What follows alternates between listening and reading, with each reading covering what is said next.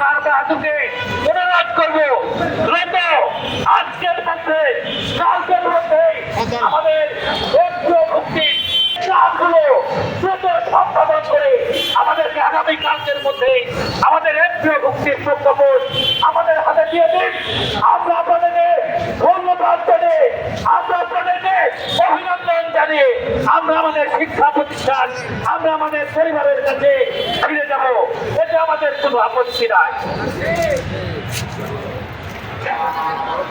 সম্মানিত বন্ধুগণ, আপনারা জানেন আমাদের মুক্তির দাবিকে বাস্তবায়নের জন্য গত 2 নভেম্বর থেকে আমরা এই প্রেস ক্লাবের সামনে দ্বিতীয়বারের মতো লাগাতার অবস্থান কর্মসূচি নিতে বাধ্য হই।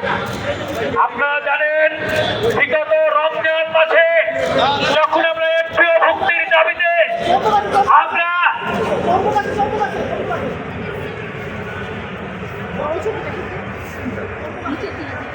লাগাতার অবস্থান কর্মসূচি করেছিলাম, সরকার আমাদেরকে সেই সময় মন্ত্রণালয়ে আলোচনার জন্য আমাদেরকে প্রস্তাব দিয়েছিলেন।